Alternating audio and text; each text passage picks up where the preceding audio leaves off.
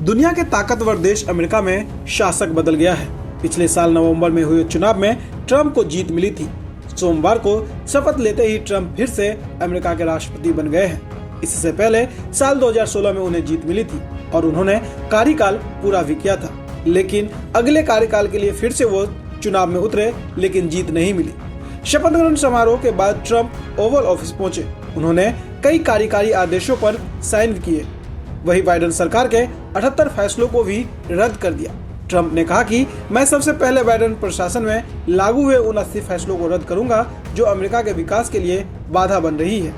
Trump ने पद संभालते ही जिस कार्यकारी आदेशों पर साइन किए हैं उनमें से एक है विश्व स्वास्थ्य संगठन की सदस्यता से अमेरिका के बाहर निकलना।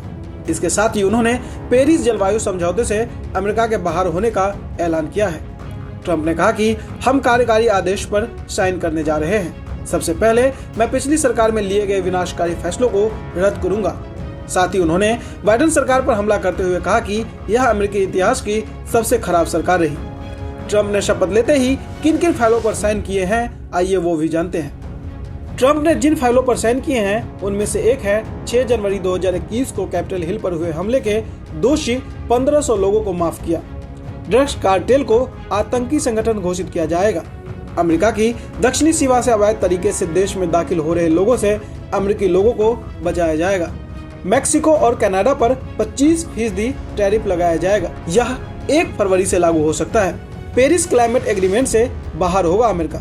संघीय सरकार में मेरिट के आधार पर नियुक्तियां होगी। सरकारी सेंसरशिप को समाप्त किया जाएगा और अमेरिका में स्वतंत्र भाषण को फिर से बहाल करेंगे। अमेरिका में 3rd जेंडर अमान्य घोषित होंगे। यूएस मैक्सिको सीमा पर राष्ट्रीय आपातकाल घोषित। राष्ट्रीय ऊर्जा आपातकाल की घोषणा। इलेक्ट्रिक वाहन की अनिवार्यता समाप्त हो जाएगी। अमेरिका में जन्म से मिलने वाली नागरिकता खत्म हो जाएगा। अमेरिका में टिकटॉक को संजीवनी मिली है। ये वो फैसले थे जिस पर ट्रंप ने साइन कर तत्काल प्रभाव से रद्द कर दिया है।